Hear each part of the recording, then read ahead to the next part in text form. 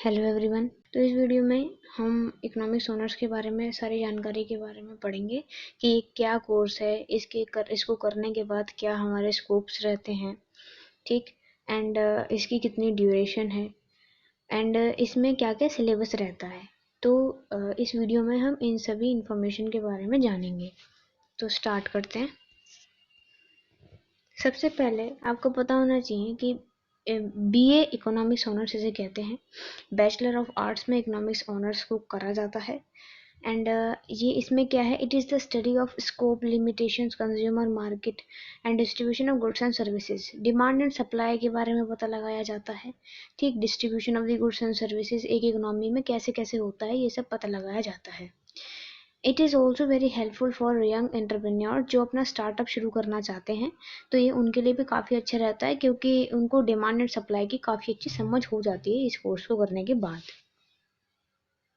हमारा एक career options खोलते हैं, जैसे हम अब कुछ प्रेस्टिजियस इंस्टीट्यूशन जो जाने माने इंस्टीट्यूशंस हैं उनमें हम कर सकते हैं, वहाँ पर अपनी जॉब कर सकते हैं, जैसे planning commission, planning board, reserve bank of India, ठीक, आरबीआई में, and ministry of economic affairs, ठीक है। एंड अब एक काफ़ी अच्छा एक हमारा ऑप्शन खुलता है, वो है द इंडियन इकोनॉमिक सर्विस। ये एग्ज़ाम जो है इंडियन इकोनॉमिक सर्विस, ये हमारा यूपीएससी कंडक्ट करवाती है। तो इसके लिए आपको मास्टर्स डिग्री होना ज़रूरी है, यानी कि एमए इन इकोनॉमिक्स ऑनर्स, ठीक। बात करें एलिजिबिलिटी क्राइटेरिया की, तो इस साल की बात करें तो आप इकोनॉमिक्स ऑनर्स कोर्स के लिए तभी एलिजिबल हो पाओगे जब आपने सीयूईटी एग्ज़ाम में जो इस साल हुआ है उसमें मैथमेटिक्स, 2 डोमेन्स और कोई सी भी लैंग्वेज दी है, ठीक है। तो आप तभी इसके लिए एलिजिबल हो पाओगे। इसकी जो ड्यूरेशन रहती है, इस साल से बता रहे हैं कि 4 इयर्स की ऑनर्स की डिग्री आपको मिलेगी, यानी 4 इयर्स में आपको कंप्लीट ऑनर्स की ग्रेजुएशन आपकी होगी। फर्स्ट ईयर में आपको सिंपल सर्टिफिकेट दिया जाएगा, सेकेंड ईयर में आपको डिप्लोमा मिलेगा, थर्ड ईयर में आपको ग्रेजुएशन की डिग्री एंड फोर्थ ईयर में आपको ऑनर्स की डिग्री मिलेगी। बात करें कोर्स स्ट्रक्चर की, इसमें कौन कौन सा कोर्स रहता है, तो देखो 6 सेमेस्टर्स होते हैं। ये मैं अभी पिछले साल की मतलब जो पिछले सालों में चलता आ रहा है उसके हिसाब से कोर्स स्ट्रक्चर है, क्योंकि अभी नया तो कुछ बताया है नहीं, बट ये बताया है कि 4 इयर्स की हमारी डिग्री होगी। तो 6 सेमेस्टर्स के हिसाब से हुआ करता था पहले, 3 सालों का होता था, उसमें हमारे 14 कोर्सेज होते थे। एंड फर्स्ट सेमेस्टर में हमारा क्या होता था, इकोनॉमिक्स कोर्स 1 होता था जिसमें हम इंट्रोडक्टरी माइक्रो इकोनॉमिक्स के बारे में पढ़ते थे। देन कोर्स 2 में हमारा मैथमेटिकल मेथड्स ऑफ इकोनॉमिक्स, ठीक। Then ability enhancement compulsory course, general elective course, ठीक है। ये सब हमारा होता था सेमेस्टर 1 में। सेमेस्टर 2 की बात करें तो सेमेस्टर 2 में हमारा ये सब हुआ करता था। ये जो हमारा सेमेस्टर है वो हमारे मैक्रो इकोनॉमिक्स एंड मैथ्स के कॉन्सेप्ट्स को कैसे अप्लाई करना है उस पर फोकस देता था, ठीक। इसमें कोर्स 3 और कोर्स 4, क्योंकि हमने अभी पढ़ा है कि देखो 14 कोर्सेज हैं, तो 14 कोर्सेज इन 6 सेमेस्टर में कवर हो जाएंगे। ये आपका सेमेस्टर 2 का सिलेबस है, आप इनका स्क्रीनशॉट ले लेना। सेमेस्टर 3 जो है वो हमें थोड़ा डीपली हमें समझ की कोशिश करता है about the concepts of the micro and the macro economics and statistics भी इस सेमेस्टर में आ जाती है।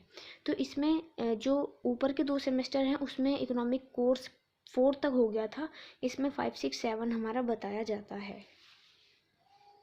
बात करें सेमेस्टर 4 की, तो the 4th semester is very interesting for student with a knack of statistical analysis. इसमें स्टैटिस्टिकल कॉन्सेप्ट्स आते हैं, हाइपोथेसिस टेस्टिंग, एस्टिमेशंस लगाना and diagnostic testing of simple and multiple regression models. अब पिछले तक हमारे इकोनॉमिक कोर्स 7 तक हो गया था, इस सेमेस्टर में हमारा 8, 9, 10 इकोनॉमिक कोर्सेज़ के बारे में सारा बताया जाता है, जिसमें हमारा intermediate micro economics second, intermediate micro economics second, तो ये सब हमारा होता है। बात करें सेकेंड लास्ट सेमेस्टर यानी कि 5th सेमेस्टर की, तो ये हमारा इकोनॉमिक कॉन्सेप्ट्स इंडियन मार्केट्स में कैसे अप्लाई करते हैं, तो वो हमारा इस सेमेस्टर में बताया जाता है, ठीक। मेजर ट्रेंड्स बताए जाते हैं, उनका रिव्यू बताया जाता है एंड पॉलिसी चेंजेस जो होती हैं इंडिया में जो हुई हैं उनके बारे में बताया जाता है, इंडिपेंडेंस के बाद जो पॉलिसीज़ चेंज हुई हैं। तो इसमें हमारा कोर्स 11 एंड कोर्स 12 रहेगा, इसमें Indian economy and development economics के बारे में बताया जाएगा। बात करें सेमेस्टर 6 की, तो ये हमारे alternative conception of development and the justification, इस पे फोकस करेगा।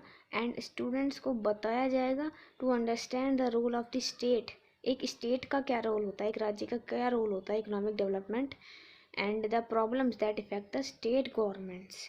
ठीक, तो इसमें हमारे कोर्स इकोनॉमिक्स के हमने बड़े 14 हैं, 6 सेमेस्टर में कंप्लीट होते हैं।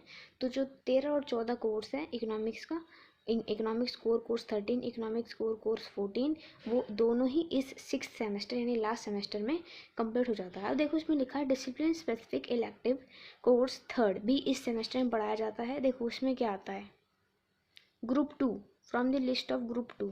तो देखो ये ग्रुप 2 की लिस्ट है, इसी ग्रुप में से हमको ये पढ़ाया जाएगा discipline specific elective course 3rd। ठीक, यह सब हमें पढ़ाया जाएगा। ग्रुप 2 की मैंने यहाँ पर लिस्ट अटैच कर दी है। एंड जो 4th कोर्स है discipline specific elective course 4th, वो भी हमारे ग्रुप 2 की लिस्ट में है। ऐसे ही हमारा जो सेमेस्टर 5 था उससे में discipline specific elective from the list of group 1 and course 2nd भी हमारा from the list of group 1 था। तो ग्रुप 1 के भी मैंने यहाँ पर सारे लिख रखे हैं। तो यहाँ पर मैंने लिखा है कि these DSC courses are a part of 5th and 6th semesters में हमारे होंगे। And colleges are generally expected to offer at least 3 to 4 option for these DSE courses to give the option to choose. तो देखो ये सारे हमारे option दिए हुए हैं, जैसे economics of health education, applied, ये सब चीज़ें हमारी ऑप्शन दे रखी हैं। तो इनमें से आपको जो स्टूडेंट हैं उनको ये ऑप्शन दिया जाता है कि आप अपनी मनपसंद से कम 3 से 4 आपको ऑप्शन इनमें से चुनने होते हैं। ठीक, ऐसे ही हमारा ये ग्रुप 2 में से भी हमें ये चुनने होते हैं। तो ये हमारा पूरा इकोनॉमिक्स ऑनर्स के बारे में था। तो होपफुली आपको ये वीडियो अच्छी लगी होगी।